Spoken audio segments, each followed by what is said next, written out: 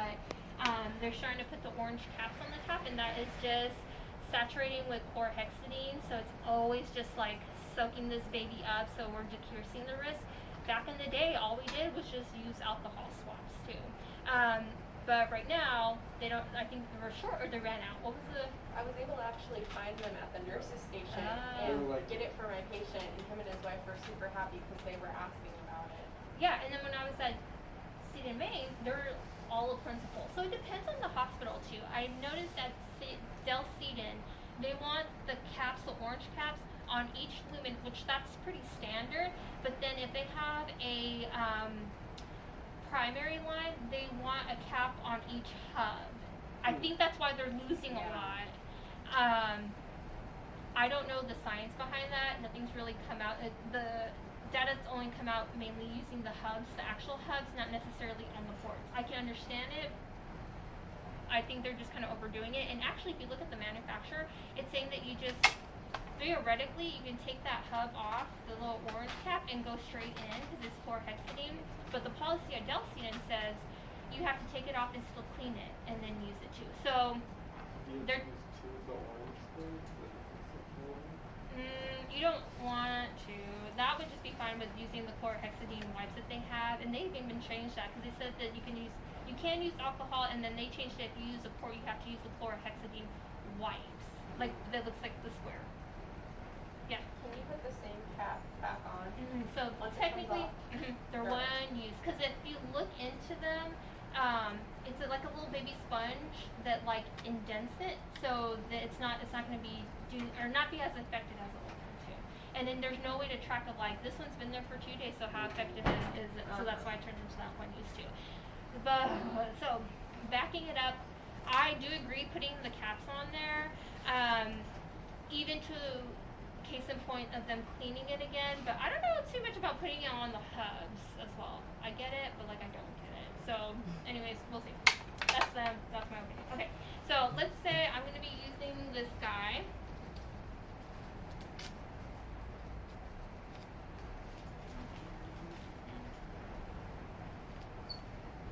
Remember, you're not petting a cat, you're scrubbing the hub, the top and the surrounding. And then you're placing it. So, I know it was just a couple of you guys that we were actually doing this, but I'm super, thank you. Oh, perfect. Oh. I'll get it over here. Oh, okay. Relax here. Let me gather my thoughts. So here's the orange caps that you guys are used to. St. David's, and I think even Cedar Maine, we're using these side scrubs that it doesn't stay on, but you can, I'll show you. You can go like this, and then this one actually has the little sponges, and you go 1, 2, 3, 4, 5, 6, 7, 8, 9, 10, 11, I think up to 10, and then it cleans it too. So, I feel, do you know if St. David still has these? I feel like they might still have these, and the orange caps. But I've never seen these at a seating facility. So just be ready for both. If you have them, use them. If not, you can always go back to the old school ways too. So that's that. I'm super particular, and even I think there was a couple that we've actually I had you guys flush a central line before. Put your syringe on and then unclamp. And before you detach your syringe, make sure you have the clamp. This is to help limit the chance of them getting a embolism, because, and I'm saying this because it's happened to me. You twist off and you twist off too much, and you actually twist off this hub. There ain't nothing stopping it. And if I didn't have this clamp, air would just be going straight into there too. So, yeah, just like, I feel like, if you only remember one thing, like everything is like, if you only remember one thing, but just make sure you have that clamp, because it will save you in the event, because it probably will happen one time in your entire career that you don't realize that you took off the hub. It's super easy to do that. Yeah.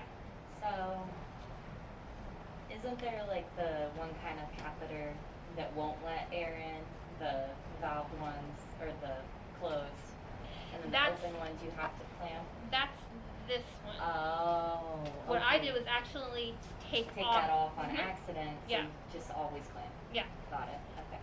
So I just, if there's a clamp, clamp it before you put anything, take anything out or put anything in. Okay. So I'm going to unclamp. And I'm going to push about 2 cc's, and I'm going to check for blood return, because remember, I should always get blood return from central lines. In rare occasions, more so portacasts, I might not get blood return, but that's just like, the patient will be like, you're never going to get blood return, and never got blood return, blah, blah, blah, blah. But if I was getting blood return and then I'm not, that's a problem that we need to address. So I'm going to push a little bit, and then I'm going to pull back. There's no blood, guys. So I'm going to pull back. I'm not pulling back into the syringe. I'm just pulling back to see it come right out of the catheter right here. And then I do the push pause method, which is push pause. And why would I do push pause? To change the turbulence. So if I have a little fibrin sheath that's kind of like, I kind of want to clot up, if I do different like pressures, that's going to help clear the line too. So push pause. Oops, that's just coming out of there. Is it? That's a, oh, it has a hole. Okay, we're not going to do push pause anymore on this one, but push pause until I'm done. And that only happens with the first one. If I'm giving a medication, it goes straight to how we usually do the medication as far as the same rate. And then that you can't do push pause on the last flush because you're actually supposed to be going at the same rate of your original flush. Does that make sense? So if I have to give, let's say, push pause, I take off, I have morphine that I need to push for 2 minutes, then my flush at the end has to go over 2 minutes as well. Because if I do push pause, I'm giving them a little baby bolus, which they, I mean, maybe not mine, but you know, that's definitely not something that we're trying to do there too. So does that make sense? That's the only really difference of the push pause. I mean, I guess you could do it on a peripheral line, but you might actually create a really weird pressure, but these are really important to make sure. If you're having a little bit of resistance, that's an indicator that it's starting to clot up on you too. These central lines are actually really positional, even PICC lines. Sometimes if the patient's like this and you're having a hard time pushing or you can't pull out blood, have them like or put their arm out, make them go like this, and you're creating space. Because remember, it's a long line, so it can clamp, so to speak, in the body too. So sometimes it can be super like positional. Okay, so I'm not gonna push. Question. Yeah. Push the first